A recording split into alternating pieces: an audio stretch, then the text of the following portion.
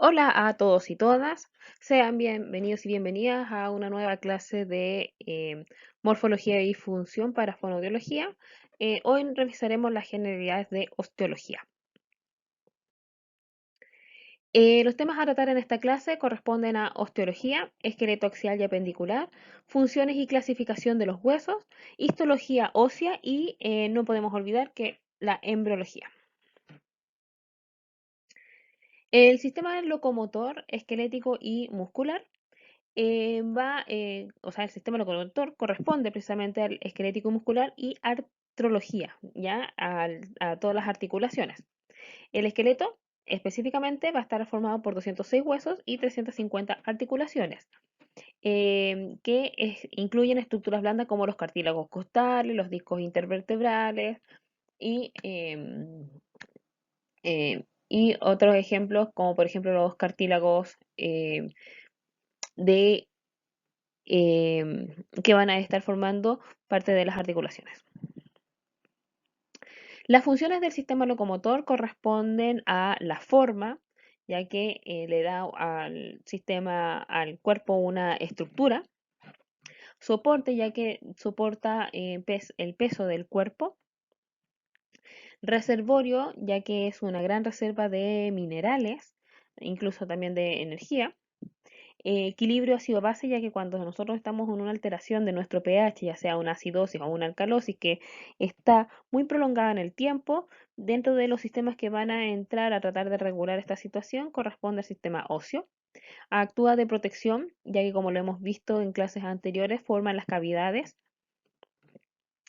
corporales, esas cavidades anatómicas de protección para, por ejemplo, la cavidad craneal, que forma en una cavidad de protección al encéfalo.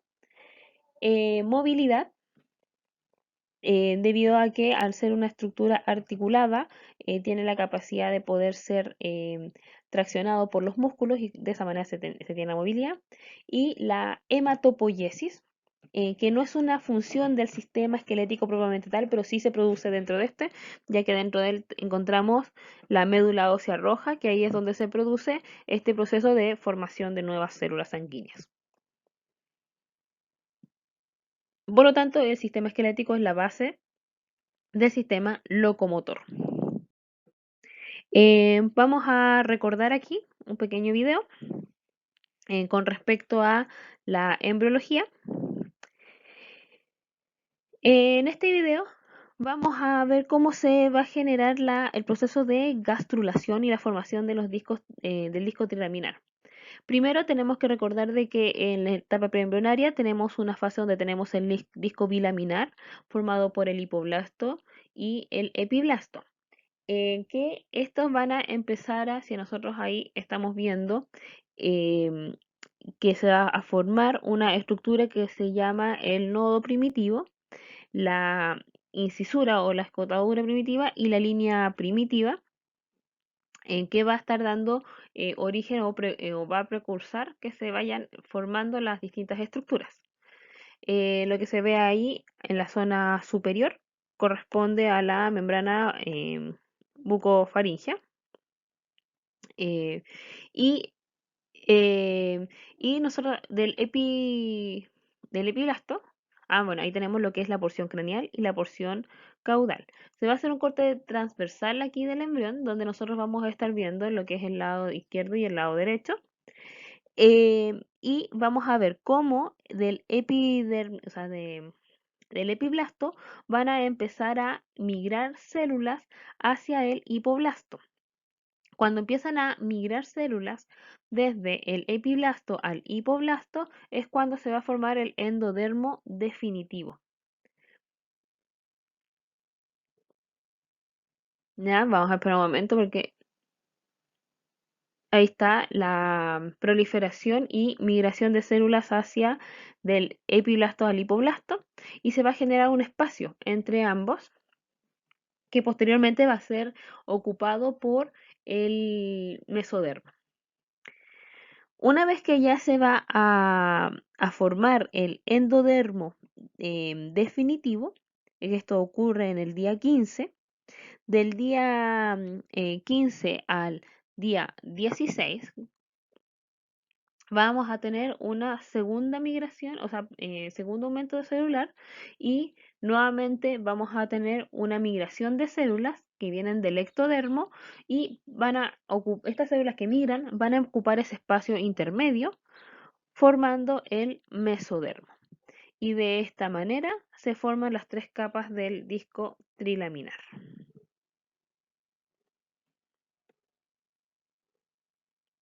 Esta esquematización de la embriología del sistema esquelético es un resumen que los invito a revisarlo cuando ya hayan terminado de revisarla en clase para que tenga mucho mayor sentido. Dentro de la embriología del sistema óseo, tenemos que destacar que vamos a hablar ahora específicamente del sistema esquelético y que este deriva de una estructura que se llama el mesodermo paraxial. El mesodermo, que es una de las tres capas del disco trilaminar, va a tener varias porciones de división. Va a tener el mesodermo lateral, el mesodermo intermedio, el mesodermo medial. ¿Ya? Y entre esas divisiones hay una estructura que se llama el mesodermo paraxial. Ahora, el mesodermo paraxial no es la única estructura que va a estar asociada a la formación de el- del sistema esquelético. También van a haber derivaciones desde la cresta neural y el mesodermo lateral.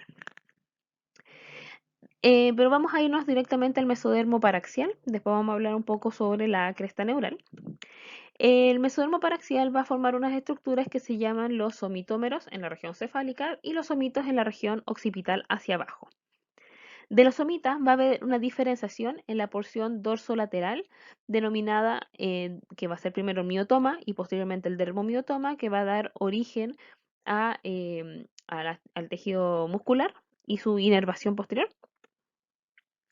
Y tenemos una diferenciación que es de tipo ventromedial, que es el esclerotoma, y que al finalizar aproximadamente la cuarta semana va a dar origen al tejido mesenquimal o sea, al mesénquima o al tejido conectivo embrionario. Este tejido conectivo va a estar dando origen a las células como los embrioblastos, o sea, los osteoblastos, que van a dar origen a tejido óseo, los fibroblastos, que van a dar origen a tejido fibroso, y los condroblastos, que van a dar origen a tejido eh, cartilaginoso. El sistema esquelético va a presentar una osificación que puede ser de tipo intramembranosa, o sea que del tejido mesenquimal pasa directamente a tejido óseo, o endocondral, donde el tejido mesenquimal pasa en primera instancia a un tejido cartilaginoso y luego se osifica.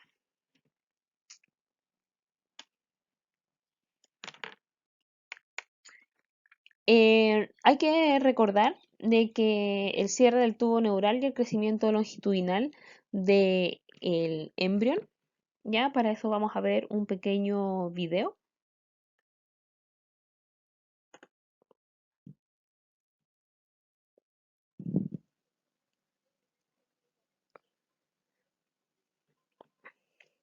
Ya, este video corresponde al desarrollo del sistema nervioso, que lo vamos a ver en mayor detalle el próximo semestre, pero es importante porque es un efecto que es importante destacar. Ahí tenemos el ectodermo, ahí tenemos lo que se ve en rojito es el mesodermo, en amarillo el ectodermo, y ahí tenemos en primera instancia lo que es el nodo primitivo, que va a estar dando origen al proceso notocordal, a la línea primitiva, que es la que está ahí destacada, y la escotadura es primitiva.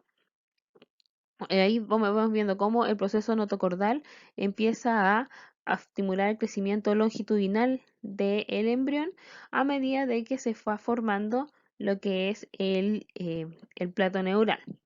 Y ese plato neural después se va a invaginar para empezar a formar lo que es el tubo neural y de manera paralela se va a estar formando la inacción de el mesodermo para formar los somitas. Entonces fíjense que lo de color verde corresponde a la notocorda, lo que está ahí en azul es la formación del tubo neural y fíjense que ahí estaba en rojo oscuro el mesodermo paraxial que va a empezar a formar una estructura redondeada que son los somitas. Ya ahí lo que apareció ahí arriba corresponde a la cresta neural, mesodermo paraxial y la notocorda.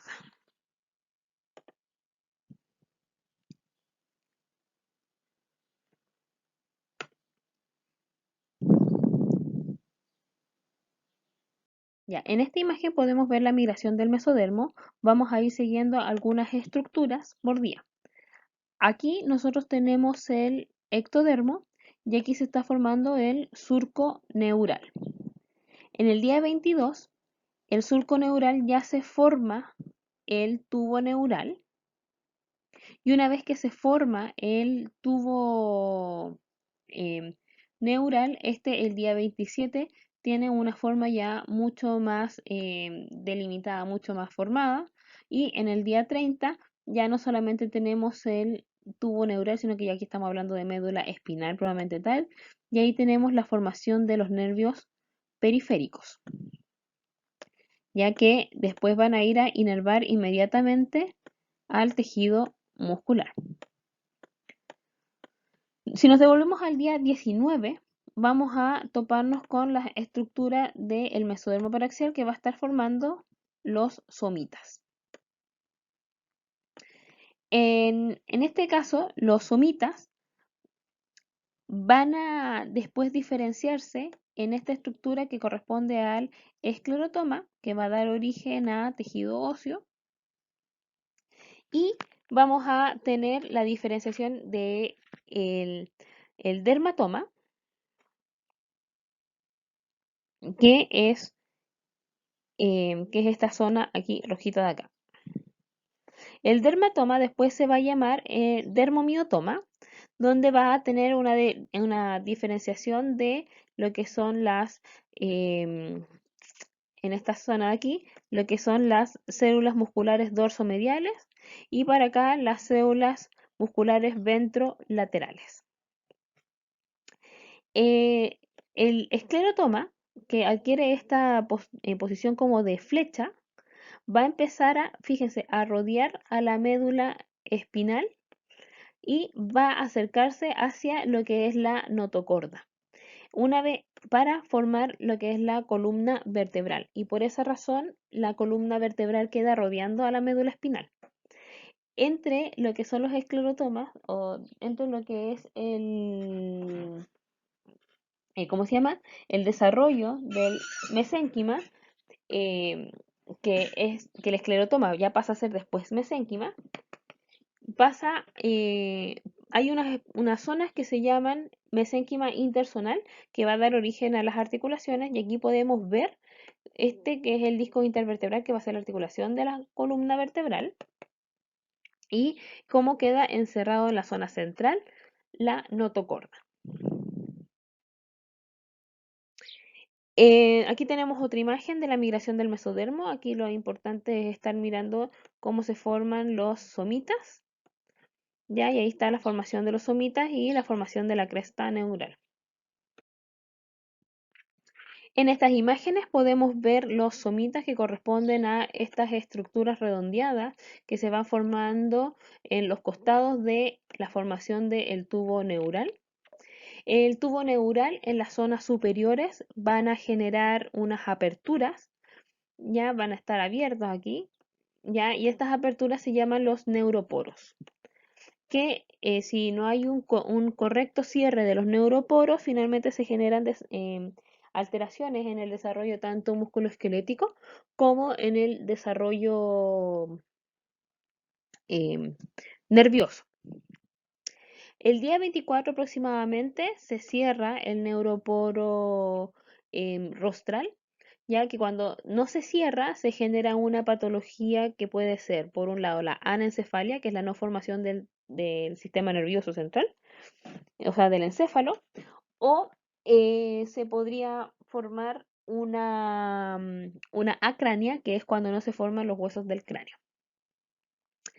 Ya para el día 26, el neuroporo caudal ya debiese también estar cerrado, porque si no se cierra se forma una patología que se llama la espina bífida y que queda abierta hacia posterior la columna, y puede ser que espina bífida sola, donde la médula espinal va a estar todavía atrapada por tejido mesenquimal que no se osificó. Podría estar abierta con protrusión de las meninges, que vendría siendo un meningocele, o podría eventualmente salir meninges con médula espinal por esa zona, y eso es lo que se conoce como mielomeningocele.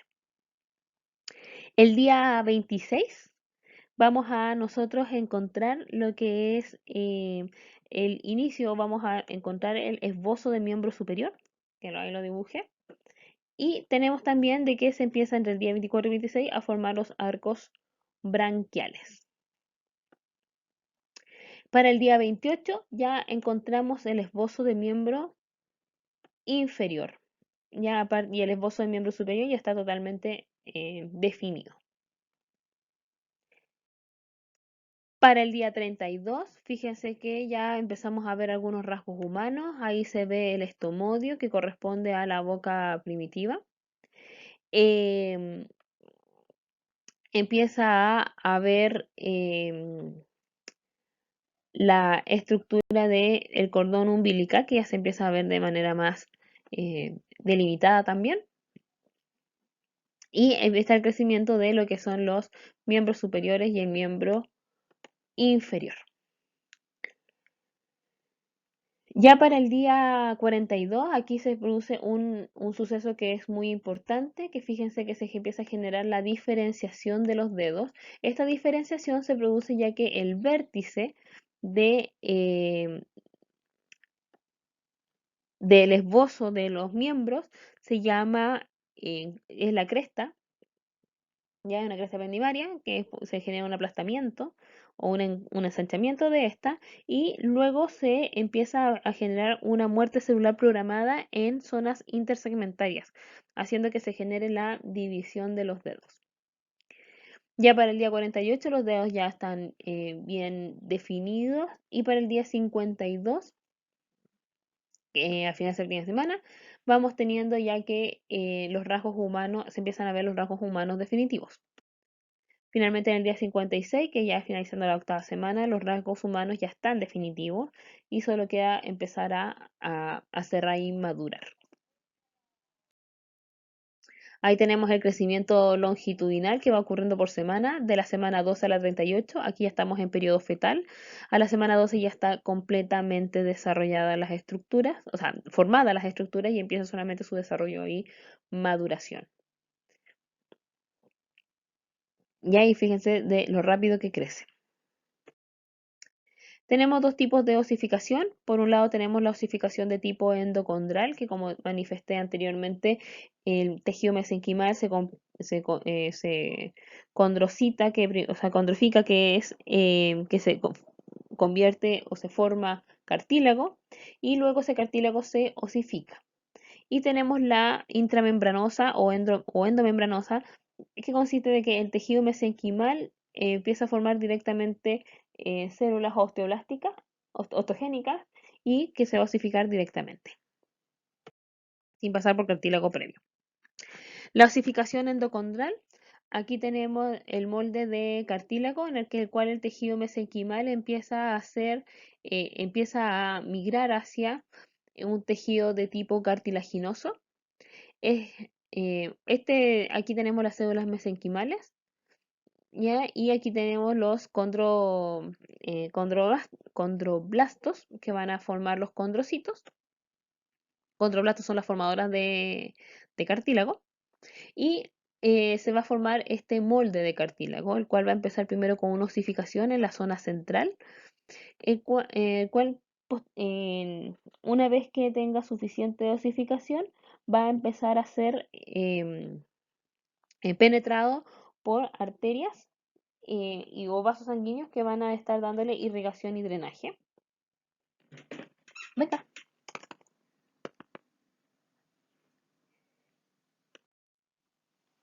¿Ya? Y en la zona que está más oscura, nosotros vamos a ver de que tenemos aquí condrocitos que van a estar aumentando su número, generando el crecimiento longitudinal del hueso. Ya alcanzada cierta edad, empieza a generarse los centros de osificación secundaria, el cual empieza en los extremos de los huesos y esto va a generar de que haya un enlentecimiento en el crecimiento longitudinal, pero todavía va a seguir creciendo. Vamos a tener una placa cartilaginosa epifisaria, que es una zona donde todavía las células, em, los condrocitos, las células cartilaginosas, van a seguir aumentando en número, seguir generando crecimiento longitudinal, pero va a haber un momento en que la osificación secundaria se va a unir con la osificación primaria. Y cuando estos se unen y ya no hay más condrocitos, se detiene el crecimiento longitudinal del hueso y queda como vestigio una línea que se llama la línea metafisaria. Em, en cuanto a la osificación de tipo endomembranosa, esta osificación como dije, va a ir directamente desde lo que es el mesénquima. En el mesénquima se van a formar una serie de como de espinas que van a dirigir lo que es el crecimiento, el crecimiento no longitudinal, sino que em, a diferencia de el cartílago, que va a haber un molde, finalmente estas como agujas van a generar como el guía de hacia dónde se tiene que osificar el hueso. Este tipo de osificación la vamos a encontrar principalmente en huesos planos de la cabeza, pero no en todos, solamente en algunos, ¿ya? Y algunos huesos planos, ¿ya? Pero no todos los huesos planos tienen osificación de tipo intramembranosa. Tenemos en este caso tenemos una condensación de células en el tejido mesenquimal que va a empezar a generar estos focos de osificación, el cual va a empezar a expandirse a medida de que se engruesa. ¿Ya? Hay varios huesos que van a estar generando ese tipo de osificación, estos se van a expandir y se van a osificar hasta que se topen con los otros, formando unas articulaciones que se llaman suturas. Ahí tenemos entonces la comparación eh, de ambos tipos de osificación, la endocondral y la intramembranosa. Como también les había mencionado, en los espacios que se va generando entre las condensaciones mesenquimatosas, se va formando un mesénquima que se llama el mesénquima interzonal y va a estar dando origen a las articulaciones y a los distintos tipos de articulaciones. Por ejemplo, si estamos hablando de los huesos del cráneo, que yo les dije recién que se formaban unas suturas, este tipo de articulación es una articulación de tipo fibrosa, porque el tejido que se va a formar entre ellas es un tejido fibroso. Tenemos algunas articulaciones que se van a unir a través, por ejemplo, de los discos, en el caso de las vértebras, unos discos que se llaman los discos intervertebrales, que también lo mencioné cuando estábamos hablando la, em, de la formación de las vértebras a través de los somitas. Y ahí tenemos que el tejido, el mesénquima interzonal se va a derivar en un tipo de cartílago que es un cartílago fibroso. Y en cambio las articulaciones que son móviles van a derivar en cartílago y cápsula articular. Aquí tenemos una osificación asociada al miotoma. Ya aquí tenemos el miotoma que va a dar origen al músculo. Tenemos el esclerotoma, que en este caso, como estamos hablando de la zona que está alrededor del tubo neural, estamos hablando directamente desde los somitas. Así que este esclerotoma va a estar formando la columna vertebral. Y fíjense que hay unas zonas más claras donde están las arterias intersegmentarias y esto es el mesénquima interzonal. Si nosotros nos vamos ahora a la imagen que está abajo, donde ya está formada la vértebra, ahí tenemos los cuerpos vertebrales y entre medio esas estructuras que tienen como líneas corresponden al disco intervertebral, que es la articulación. Y la notocorda queda literalmente atrapada dentro de la columna vertebral. La columna vertebral, aquí fíjense cómo tenemos en rosado el tejido de tipo mesenquimal y empieza con los centros de condrificación, en el cual primero va a pasar a una estructura de tipo cartilaginosa, cartílago hialino. Luego va a presentar estos centros primarios de osificación, donde va a empezar a generar ya a formarse el hueso definitivo. Y una vez que ya se genera esto, como todos los huesos, toda la osificación endocondral tiene que tener una osificación secundaria. ¿Ya? Y una vez que termina la osificación secundaria es cuando la vértebra ya está terminada definitiva y no va a tener más crecimiento. En los huesos del cráneo, que lo vamos a ver con un poquito más detalle en la próxima clase, tenemos que los huesos del cráneo se dividen en neurocartilaginoso y neurocráneo membranoso. Los neurocartilaginosos, que son estos que están aquí en blanco, corresponden a huesos del cráneo que van a tener una osificación de tipo endocondral. En cambio, el neurocráneo membranoso, que son los rosados como el hueso frontal y el parietal, van a tener osificación de tipo membranosa, o sea, intramembranosa. ¿Ya? Por eso se llaman membranosos.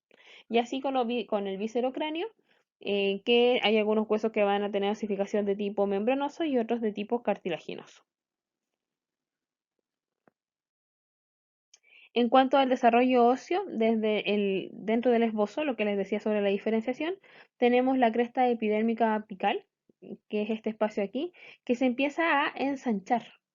Y una vez que se ensancha, empieza una muerte celular intersegmentaria, que empieza a generar la división de los dedos. Después esto empieza a crecer y esa zona donde está la muerte celular va a generar la separación.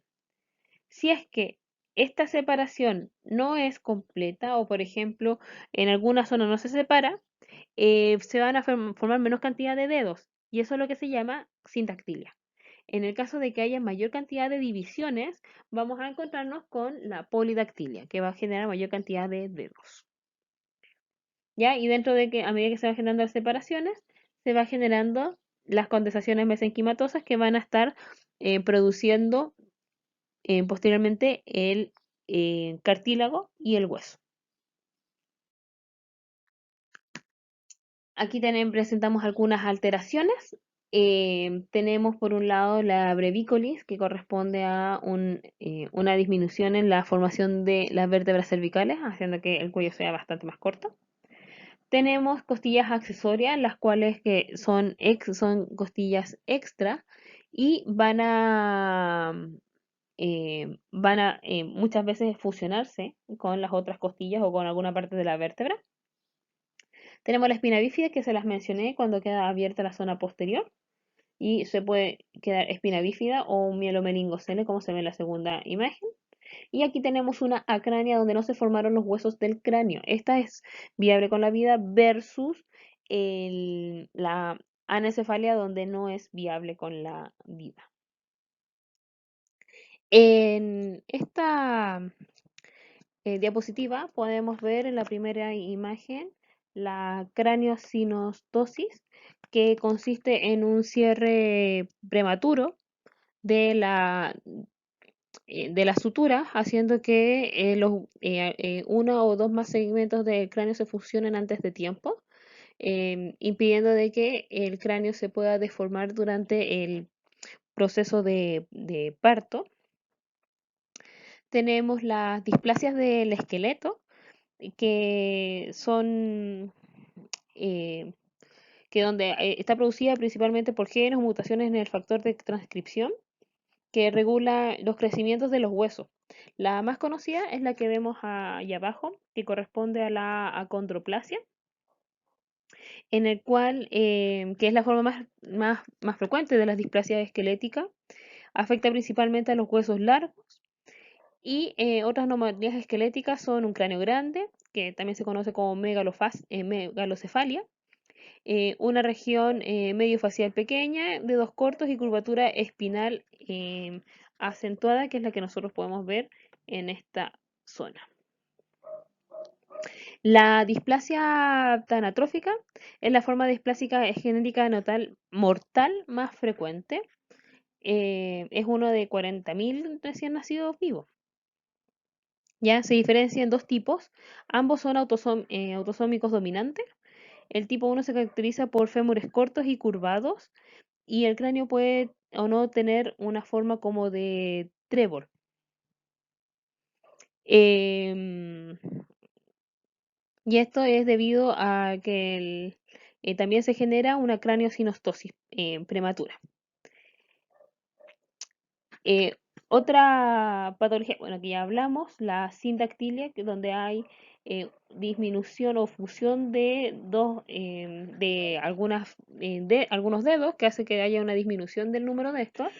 Tenemos también, por otro lado, la polidactilia, que es cuando se genera una mayor división de la cresta, haciendo que tengamos dedos supernumerarios. Hay un dato curioso de que en Brasil hay toda una comunidad que tiene 6 dedos. Así que cuando se habla de polidactilia se habla de 7 más. Porque un sexto dedo podría ser incluso una em, anomalía o un factor genético hereditario que no genera otro trastorno. Las malformaciones de Arnold Chiari, hay una herniación en la parte del cerebelo dentro del foramen magno, como se ve aquí, que está así protruyendo. Y esto va a generar que se obstruya el líquido cefalorraquídeo, generando una hidrocefalia en la zona superior. ¿Ya? Y esa hidrocefalia puede empezar a generar aumento de presión y generar muerte en algunas zonas. La de abajo, la sirenomelia, que corresponden a estas imágenes o sea, estos dibujos de la imagen, corresponde esta es una afectación que ocurre durante la gastrulación. Como vimos en la gastrulación, las células del ectodermo migran hacia el espacio que quedan entre ambas capas para formar el mesodermo. En algunos casos pasa de que la cantidad de células que migran no es la suficiente y el mesodermo que se forma también es insuficiente para alcanzar a formar todas las estructuras y tejidos. Entonces, en esos casos se produce la sirenomelia porque literalmente no se alcanza a formar o no alcanza como literalmente el material para formar todas las estructuras.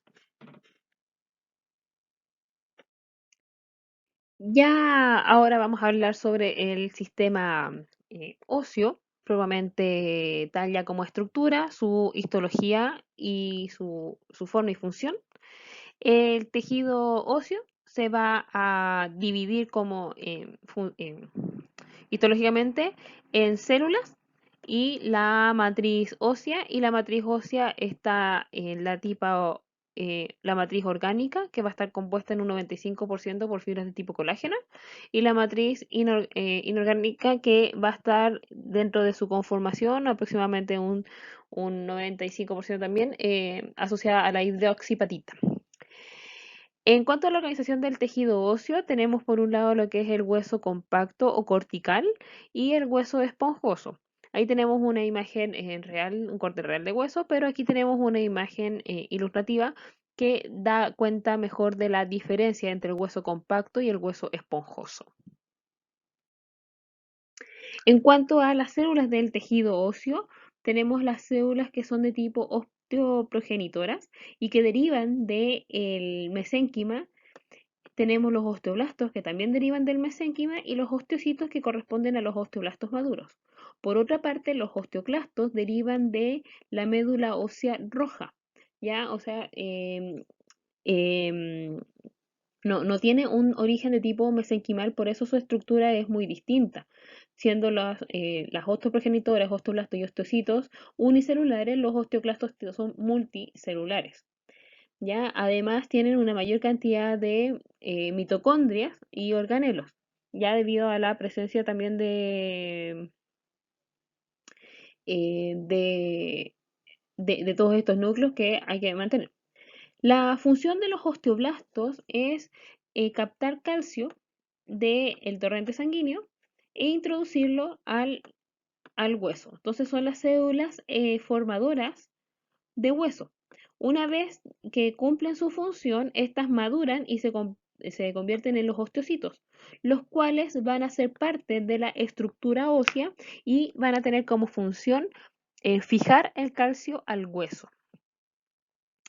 En cambio, los osteoclastos, que es esta otra célula, tiene una función casi fagocítica, en la cual lo que va a hacer es tomar el calcio que se encuentra dentro de la matriz ósea y lo va a sacar al torrente sanguíneo. Entonces, este proceso se llama la resorción ósea y en el caso del osteoblasto genera la absorción ósea. Las células de tapiz van a ser células que van a estar en la superficie contribuyendo a lo que es la estructura. Y tenemos que la matriz orgánica, como dije, va a tener proteínas y glucoglicanos. La proteína correspondiente es a colágeno tipo 1. Los protoglucanos son, como dice su nombre, son estructuras de tipo proteínicas y azúcares, los cuales tienen una gran capacidad de absorción de agua. Y la matriz inorgánica va a estar compuesta principalmente por sales minerales. Aquí tenemos el resumen de lo que les estaba hablando, donde vemos en la parte superior de morado lo que corresponde a la porción orgánica, que el 2% equivale a la célula y 98% a matriz. Las células que vamos a encontrar, entre ellas son los osteocitos. Vamos a encontrar los osteoblastos, que son las células formadoras de hueso y que derivan del tejido de origen mesenquimal. Y vamos a tener, por otro lado, los osteoblastos, que son las células que van a derivar de la médula ósea y derivan de la línea macrófago monocito, por eso tienen esa capacidad casi como les decía fagocítica. Em, por otro lado, la matriz, que va a ser todo el resto del relleno. Recuerden que el tejido conectivo tiene como particularidad de que tiene un gran espacio intersticial. En este caso, esta matriz va a tener un 95, o sea, que es una gran parte del cuerpo, va a tener un 98, o sea, 95% de fibras colágeno 1 y las otras son proteínas no colágenos y entre ellas están la osteocalcina, la osteonectina y los proteoglicanos, entre otros. En cambio, la porción mineral va a estar como la hidroxiapatita en un 95% y todas las otras, toda la apatita impura va a contener altas concentraciones de carbono y bajas concentraciones de magnesio, sodio, potasio y fluoruro y cloruro.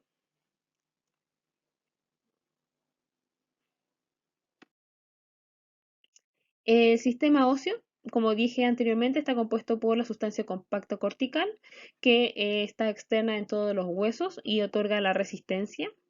La sustancia esponjosa trabecular, que va a estar en la zona interna y va a tener la función de otorgar recepción, distribución y disipación de las fuerzas. Tenemos en el revestimiento externo el periósteo, que consta de dos capas, una externa fibrosa y una interna osteogénica, la que es la productora de hueso. Va a contener vasos sanguíneos y nervios. Por esa razón, cuando nos golpeamos, por ejemplo, la tibia, en- o cuando nos golpeamos el tobillo con la pata de una cama, nosotros encontramos fuerte dolor. Y eso es producto a que no hay una amortiguación por parte del músculo y al golpear el hueso no es el hueso en sí lo que duele, sino que es el periósteo. Tiene confusión revestir al hueso, excepto donde hay cartílago y elementos de inserción. Y tenemos el endostio, que va a estar recubriendo el hueso, pero por la cara interna. Dentro de la histología ósea, tenemos que en el hueso compacto vamos a encontrar un sistema que se llama el sistema de ostionas y de láminas, y en el caso del hueso esponjoso vamos a encontrar el sistema trabecular. En cuanto a la estructura y función del hueso compacto, el sistema de ostionas se encuentra en esta zona de aquí, ya en la cual tenemos las laminillas concéntricas que van a estar rodeando a un vaso sanguíneo. Estas empiezan a ordenarse de manera circunferencial alrededor de un vaso sanguíneo. Todos los puntitos que vemos corresponden a osteocitos. Encontramos también algunas células circunferenciales internas, como las que vemos en esta zona, o las circunferenciales externas. están en la zona externa, además de algunas laminillas intersticiales que van a estar entre las ostionas, ya que esto va a formar una estructura que es sumamente dura y compacta. En el caso del hueso esponjoso o trabecular, va a estar formado por trabéculas, en el cual se va a estar formando a través de la presencia de laminillas que se empiezan a ordenar en base a las fuerzas de tensión que va recibiendo el hueso, y eso va determinando la dirección que va tomando la trabécula, otorgando mayor o menos resistencia a un hueso. Ya ahí pude dibujar más o menos cómo están yendo las laminillas de un hueso, de una porción del hueso, una trabécula, el hueso esponjoso. Va a estar rodeado por el endostio y va a estar en comunicación con lo que son las médulas óseas. Aquí nosotros podemos ver la médula ósea roja, encargada de la hematopoiesis, y en los huesos largos, en la zona que estoy dibujando aquí, vamos a encontrar la médula ósea amarilla, que corresponde a un reservorio energético, o sea, ni más ni menos que grasa. Otra de la estructura y función del periósteo y del endostio. Como dije, el periósteo tiene una doble capa, una fibrosa y una osteogénica, que va a estar en contacto con las láminas circunferenciales de los huesos, del hueso cortical. Y el endostio va a estar asociado al hueso trabecular. En el endostio nosotros vamos a encontrar células como el osteoclasto, y por eso se va generando las distintas, esta forma perforada del hueso eh, esponjoso. Aquí nosotros podemos ver la médula ósea roja. En esta imagen aquí estamos viendo el endostio, que está rodeando a una trabécula de hueso esponjoso. Aquí estamos viendo el sistema de Haves o el sistema de hueso cortical. Y aquí está el periósteo.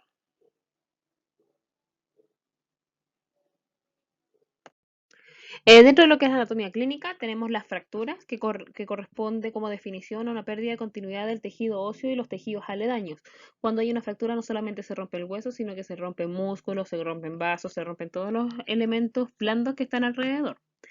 En una primera instancia, como proceso de reparación, se genera lo que es el hematoma de la fractura por una evasación de la sangre que sale hacia la cavidad que queda entre el periósteo y el hueso, o sea, el espacio que queda ahí, se va a formar este hematoma, que posteriormente se va a condrosificar, ya se va a formar el cartílago hialino, y en esta fase estamos hablando del callo blando de la fractura.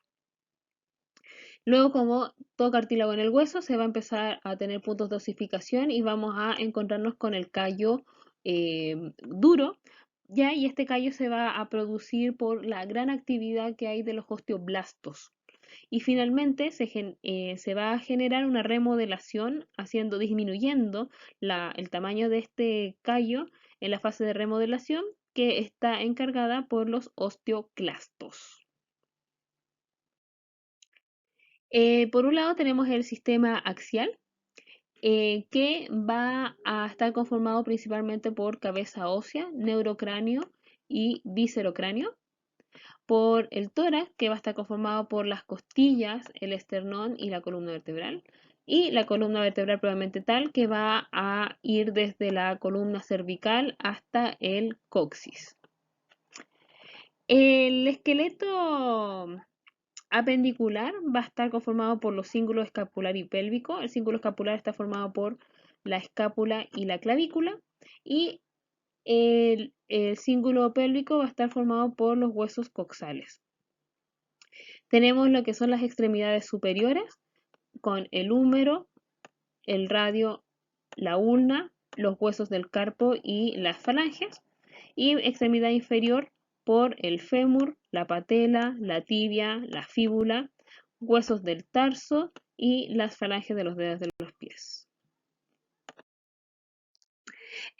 Considerando la clasificación de los huesos por forma, tenemos los huesos de tipo largo, como tenemos aquí el ejemplo del húmero, los huesos planos o anchos, como el ejemplo de la escápula, huesos de tipo cortos o breves, como el ejemplo aquí del hueso calcáneo, que es el hueso del talón, y aquí tenemos una vértebra ejemplificando lo que son los huesos irregulares. Vamos a ver las características de cada uno de ellos. Las características de los huesos largos es que su largo es mucho más, es mucho más amplio que su ancho o su espesor. Tiene la característica de que en sus extremos se ensancha brevemente, ¿ya? Y se divide en tres porciones. La diáfisis, que corresponde al cuerpo, la zona central, y los extremos que son las epífisis. Todos los huesos largos van a tener esta conformación. Además, vamos a encontrarnos de que en las epífisis vamos a encontrarnos con hueso esponjoso y la médula ósea roja. Y en el caso de la zona donde se encuentra la diáfisis, nos vamos a encontrar con la médula ósea amarilla. La médula ósea amarilla va a corresponder a un reservorio energético y la médula ósea roja va a corresponder a tejido hematopoyética, que es donde se forman eh, las nuevas células sanguíneas, la hematopoiesis. El tipo de osificación de estos huesos es de tipo endocondral, con excepción de la clavícula. Además, estos huesos se van a encontrar en las extremidades de manera vertical, nuevamente con excepción de la clavícula, que es el único hueso que está horizontal.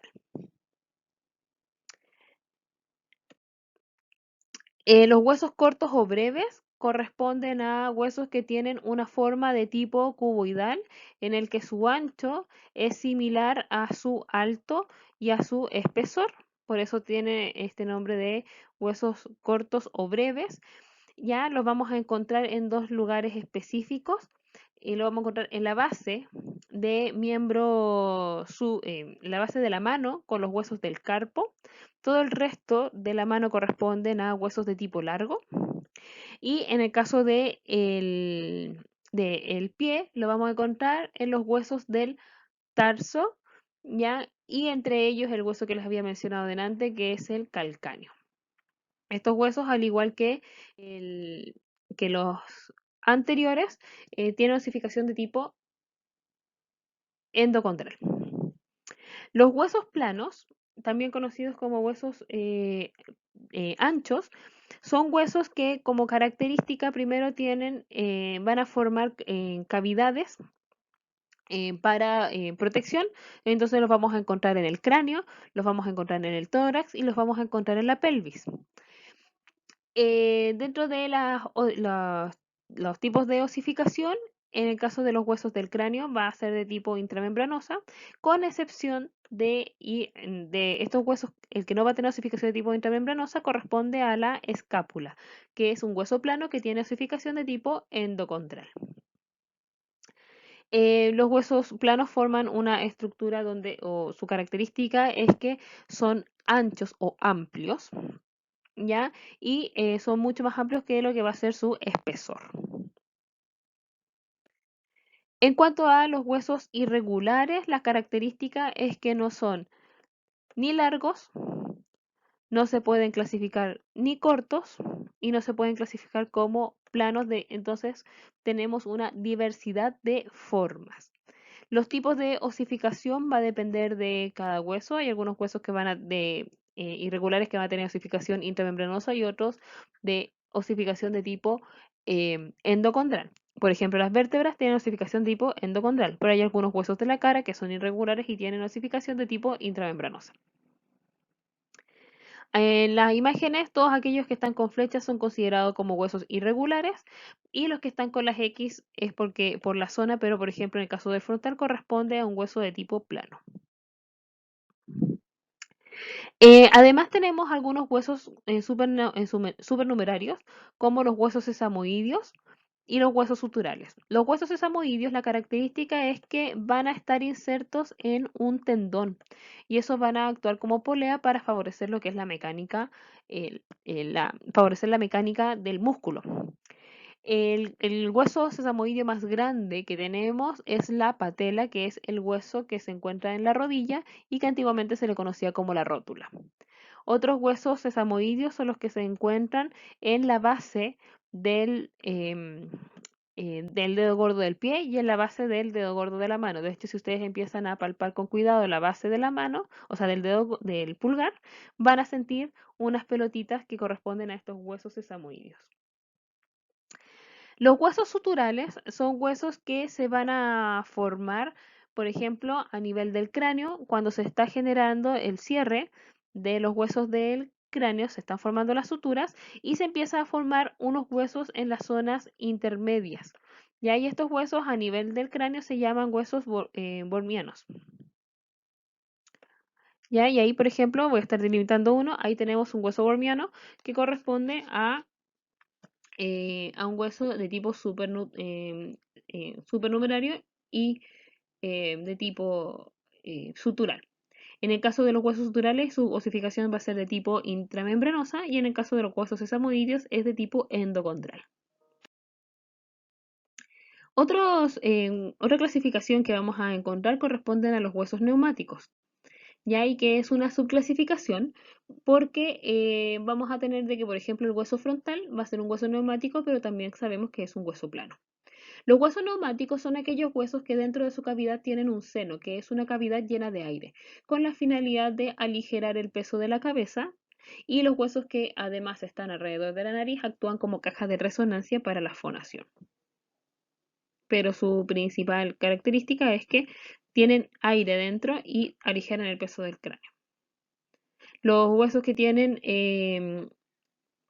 que son de tipo neumático son los que salen ahí, el esfenoides, el etmoides, el maxilar, el frontal y el que no está descrito aquí corresponde al hueso temporal. Y ahí estoy mostrando dónde estarían su seno. Aquí estamos viendo las cavidades donde se pueden ver eh, estas cavidades que van a estar llenas de aire. Ahí están las frontales, etmoidales, maxilar de cada lado.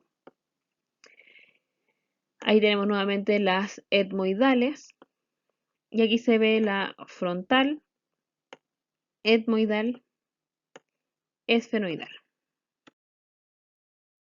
Entonces aquí esta ya es actividad de trabajo personal donde tienen que ir revisando cada uno de los huesos, viendo las características, el tipo de osificación y ubicación. Bueno, eso ha sido todo por hoy. Espero que esta clase de verdad le sirva mucho y nos estamos viendo en la próxima clase. Chao, chao.